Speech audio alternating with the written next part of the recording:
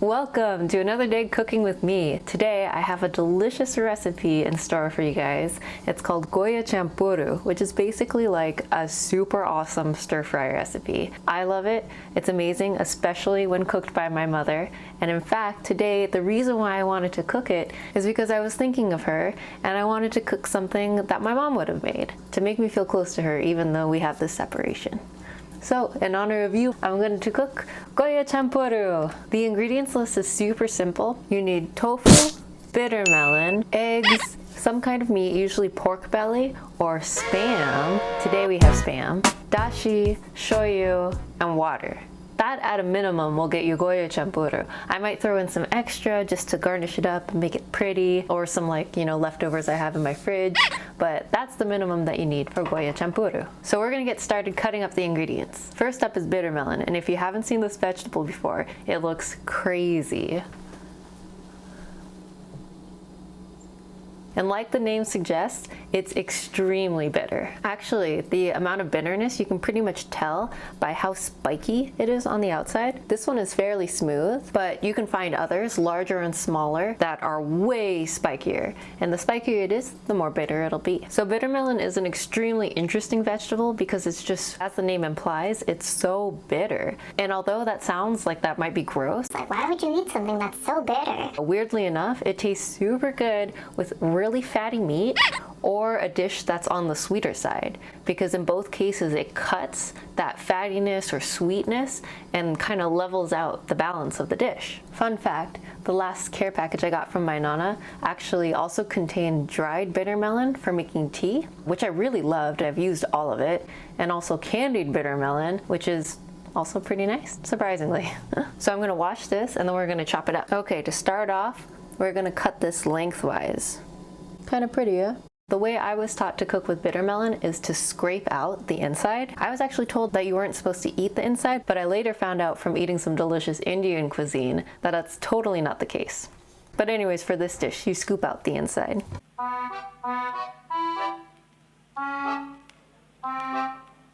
Enchanté.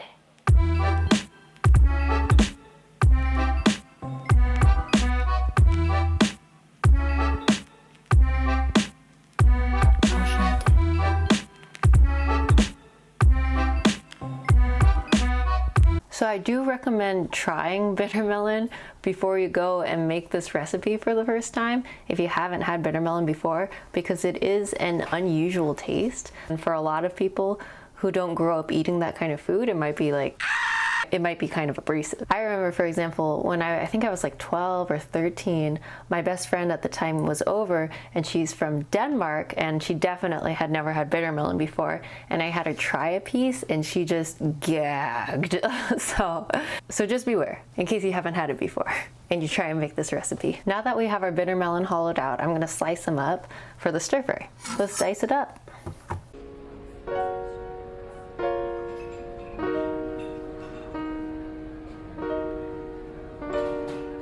This spot looks a little bit dead.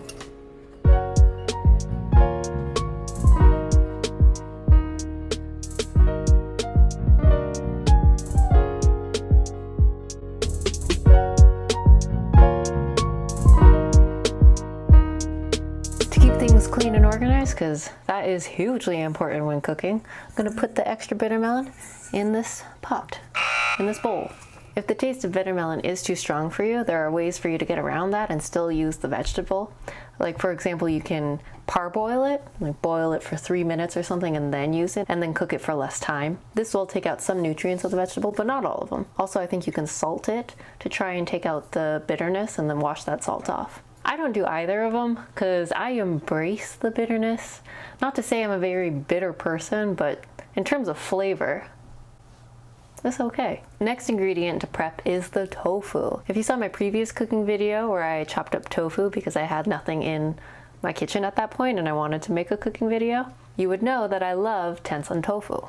And luckily today we have it.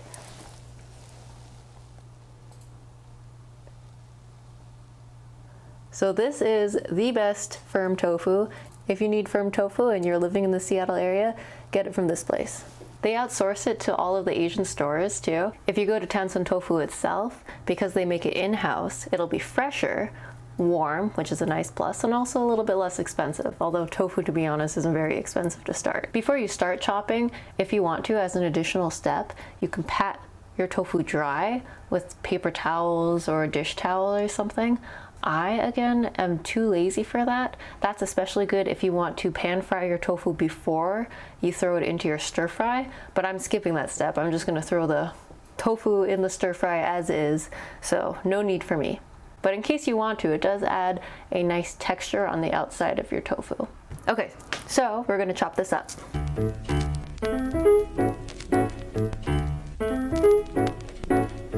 The shape I'm going for today is kind of chunky blocks.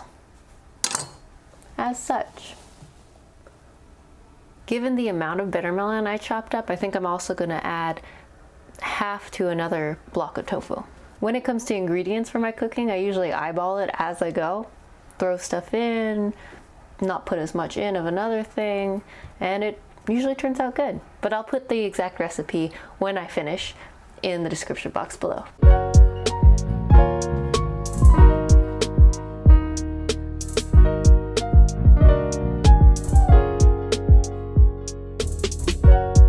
That's like 3/4 of a block of tofu. I think I'm gonna leave it as is. It looks like a good amount, and save the rest of the tofu for a rainy day or just a good snack. Tip if you don't know, when you're storing extra tofu, pour a little bit of water in the container and it'll help preserve the tofu longer. Next item to prep is the spam.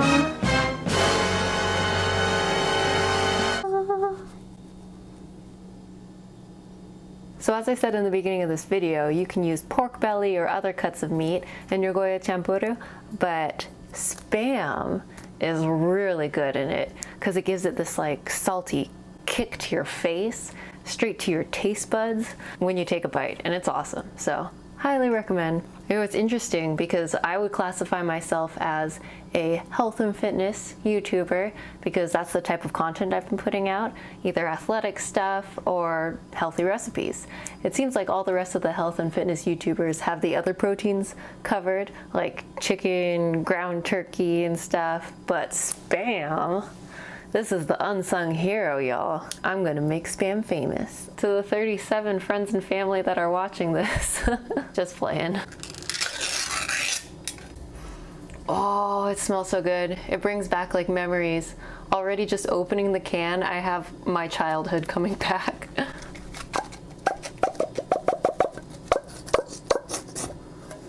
Oh my God. So much ramen and fried rice.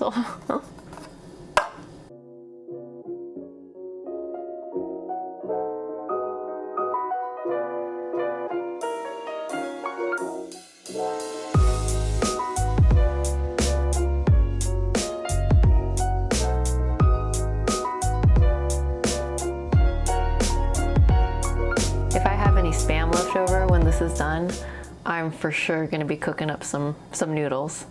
Oh, it smells so good. I love canned meat in general. Vienna sausages, those little guys, sardines, canned oysters. It's a good trip down memory lane. We have one last item to prep before we can actually begin cooking, and that is the eggplant. I have these extra eggplant in my refrigerator from a meal that I was cooking previously this week.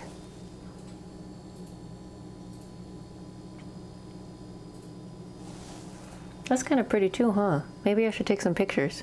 But anyways, if you know my mother, or if you don't know my mother, the one thing that you should know is that she loves eggplants.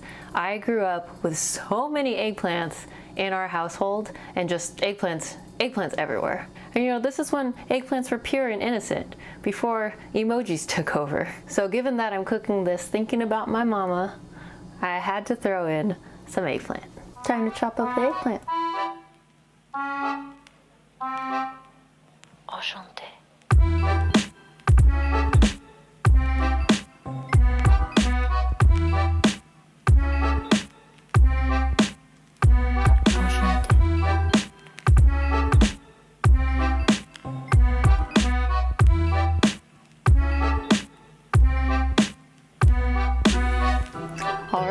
have our food prepped and we're ready to begin cooking. But first, we're gonna do some pull-ups. So I've been trying to sprinkle in some pull-ups here and there throughout the day. Just kind of like salt and pepper, just sprinkle it. A couple sets here, a couple reps there. So I thought, what better time to throw in some pull-ups than right after you prep your vegetables and spam.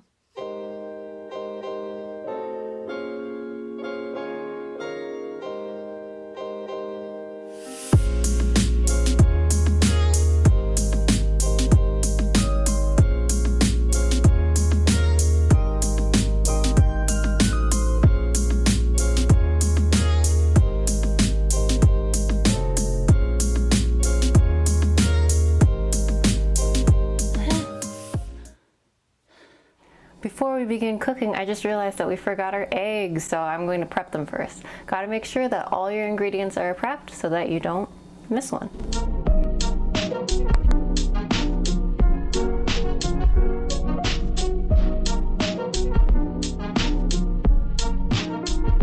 Okay, gonna set that aside for now, and now we begin our cooking. So I realized earlier I said this was a stir-fry recipe, and you can stir-fry everything, but it's pretty common with certain recipes because it starts with the dashi broth to cook your vegetables and everything in the dashi broth without stir frying and then add the other ingredients. So today I'm going to do it like that, especially since I'm being lazy about not stir frying the tofu first. I think it's going to be a Goya stew. So that's about a cup of water. We're going to let that heat up. I'm adding about 2 tablespoons of dashi in. As that heats up, the dashi will start disintegrating into the water and it'll do its thing and become a nice little broth. Bam! Instant.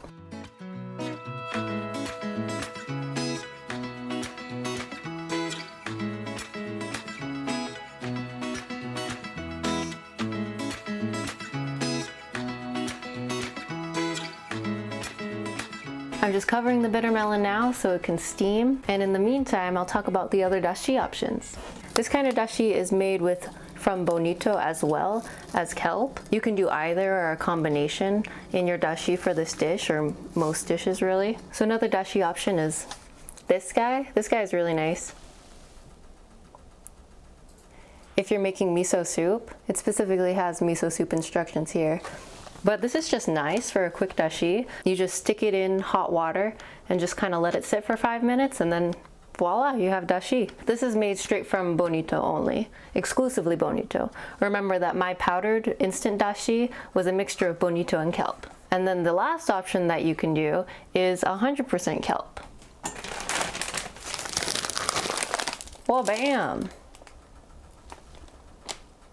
So what you could do with this is tear off a chunk, like a fairly good sized quarter, and let it sit in hot water for about 30 minutes, and then that remaining water would also become your dashi. Now that we finished our dashi lesson for the day, I'm going to change my camera battery because it's about to die.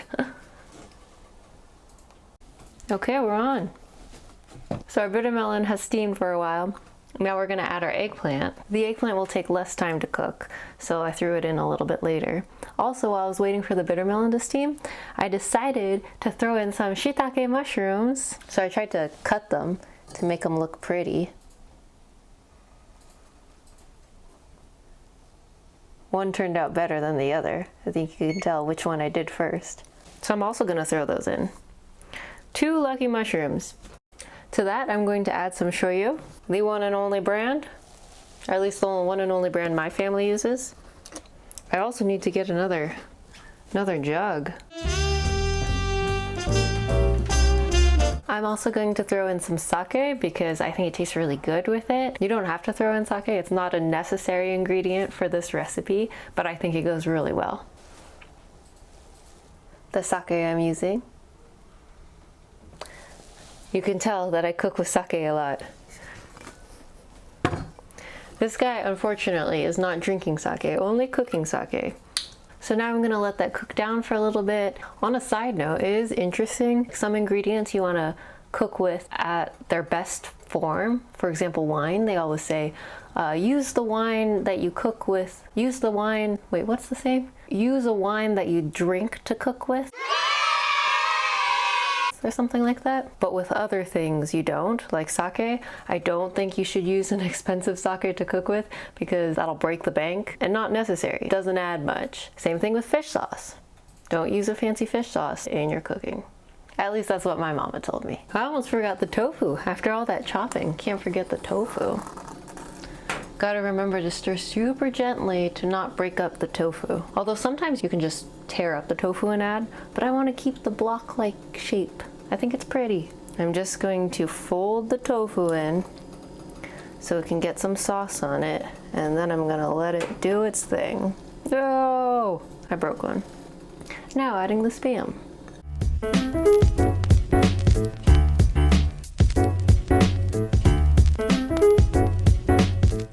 Beautiful. That's about 3/4 of the can of spam. The rest, save for a rainy day. I'm hunting for the shitake mushrooms right now, so I can shove them to the bottom, make sure they soak up all the sauce. Gills down. Just gonna let that cover and do its thing. So the meal is actually almost done. I'm just gonna prep the garnishes and then we'll be finished. So I found some sad green onion in my fridge. Gonna chop that up as a garnish and hopefully I can find some more. That's yummy. I think every single video so far, I've used green onions and I've eaten them and enjoyed them on camera. I just found some extra green onion in my fridge. Huzzah! Which is really good because I like to use a lot of green onion. My fridge is kind of like a Mary Poppins purse. You just open it up and like stuff just keeps coming out. Shiitake mushrooms, green onions, tofu, spam. The other garnish besides the green onions are bonito flakes.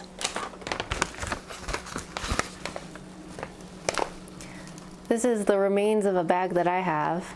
Bonito is a kind of fish, so it adds a fishy taste to your Goya Chanpuru. But you know what? You already added Dashi, so you already got some funk going on. So embrace the flavors and throw on some extra when you're done. I just realized I almost forgot about our egg.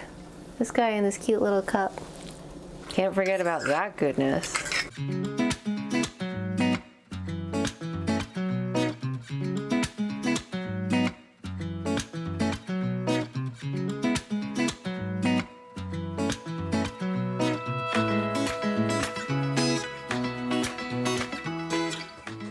That smells so good. Oof.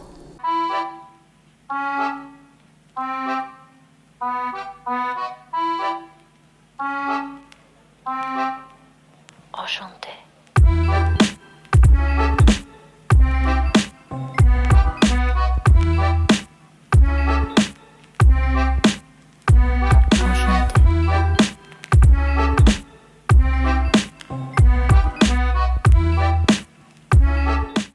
It's food time. Delicious spammy bite.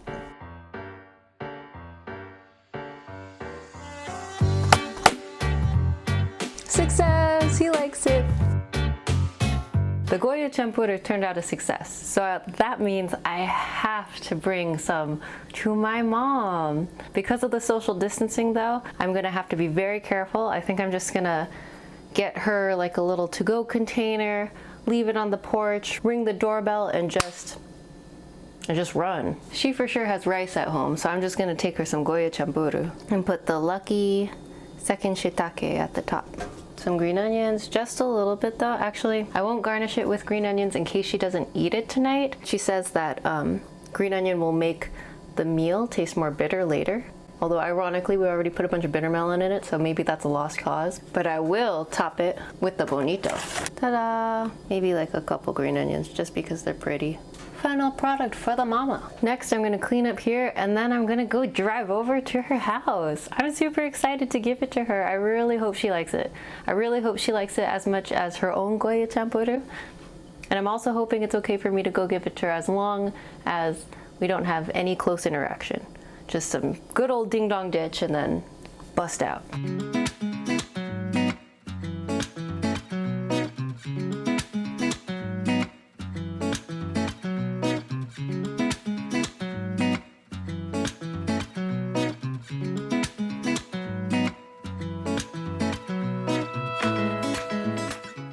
Okay, we're here. I'm gonna get my camera out and as quickly as I can, put it on top of my car, and then run up to the house, drop the Goya Chanpuru, ring the doorbell, and peace out. Okay, let's go.